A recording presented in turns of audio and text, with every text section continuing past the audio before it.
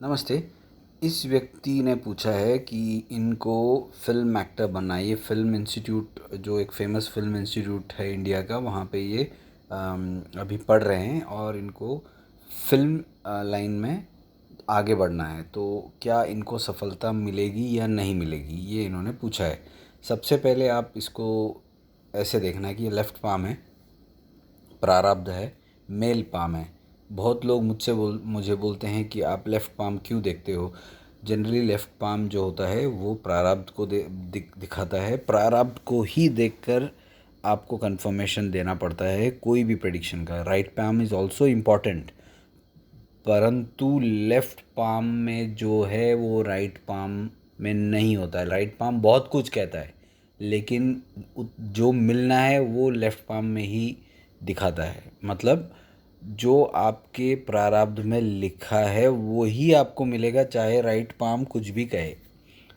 In short we have to see both palms, but left palm से आप final confirmation दीजिए। इसलिए मैं लेफ़्ट पाम अभी यूज़ कर रहा हूँ। मैं राइट पाम भी देखता हूँ, नो डाउट।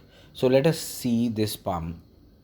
ये देखिए, इस पाम में आप सबसे पहले ये एक फॉर्मेशन देखिए प्लीज़।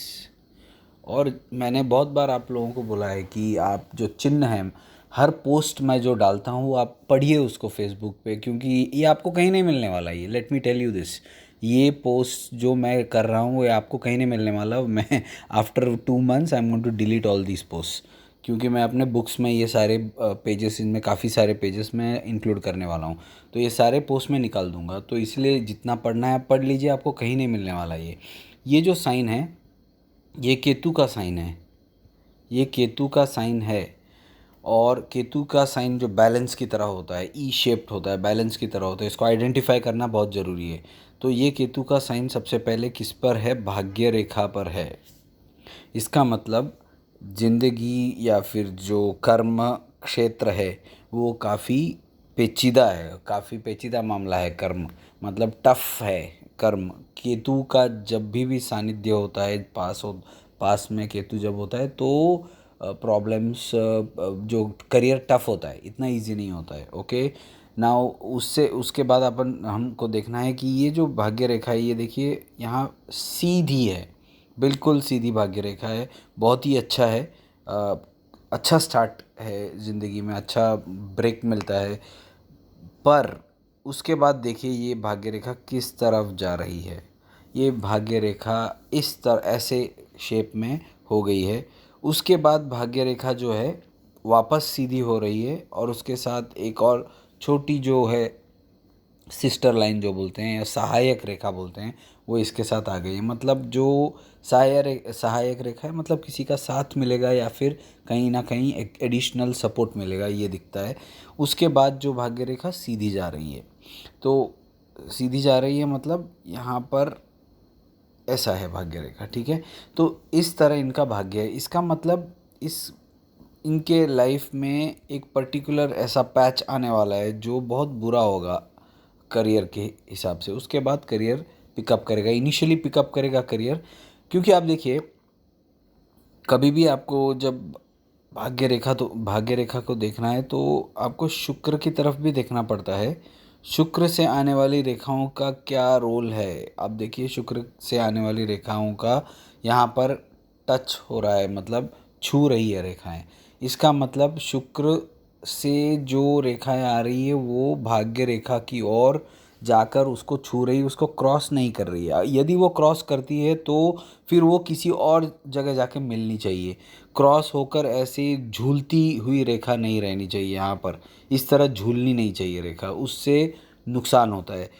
कोई भी रेखा यदि क्रॉस करे, लिख लीजिए इसको, कोई भी रेखा यदि क्रॉस करे तो वो उसका जो उसकी जो नाड़ी का रेखा कहीं ना कहीं किसी और रेखा के साथ उसको जाकर मिलना चाहिए, जुड़ना चाहिए, तभी ये फ़ायदेमंद होता है।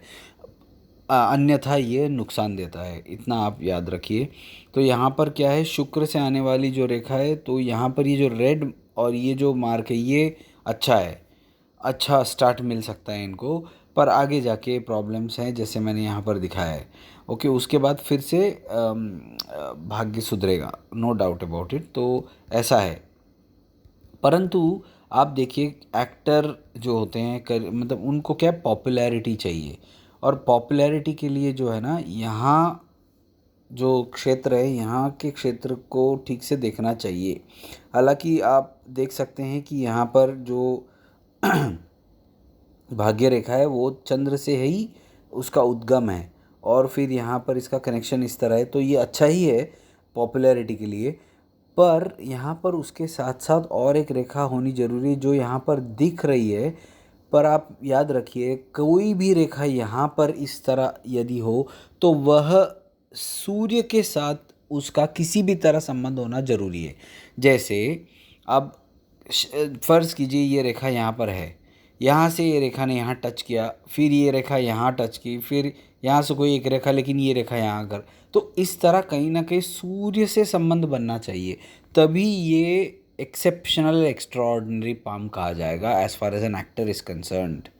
तो इन के लाइफ में एक्स्ट्रा ऑर्डिनरी सक्सेस मुझे दिख नहीं रहा है। सक्सेस है, एक्स्ट्रा ऑर्डिनरी सक्सेस नहीं है।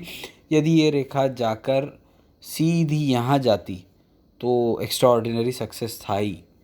सूर्य रेखा यहाँ पर है, यहाँ से रेखा जा रही है, नो डाउट सक्सेस है, थोड़ा लेट है परंतु है सक्सेस, पर एक्स्ट्रा ऑर्डिनरी सक्सेस नहीं है।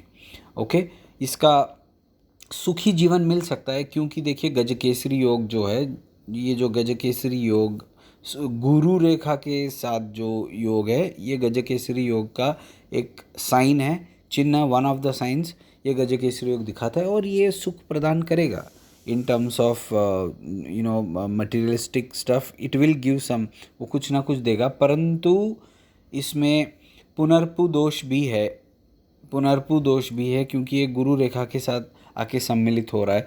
तो हर चीज़ में एक रुकावट आएगी उसके बाद, या हर चीज़ में कोई डिले आएगा उसके बाद, हर चीज़ में कोई अड़ंगा आएगा उसके बाद सक्सेस। तो ऐसे है पुनर्भू, तो इस वजह से थोड़ा बहुत इनको लाइफ ऐसे चलती रहेगी, उनकी एक्सेप्शनल सक्सेस नहीं है। शुक्र से जो रेखाएं गिर रही है नीचे और संबंध नहीं बना रही है, इसलिए मैंने इनको बोला कि संबंध बनाना चाहिए किसी अच्छे रेखा के साथ। ये केवल ऐसी झूलती नहीं रहनी चाहिए। ये रेखा ठीक है, ये रेखा अच्छी है, परंतु बाकी के रेखा ऐसे जो झूलनी नहीं चाहिए। तो ये है इनका छोटा सा जो वीडियो है मैंने बनाया, ओवरऑल आपको समझाने के लिए बनाया है। धन्यवाद।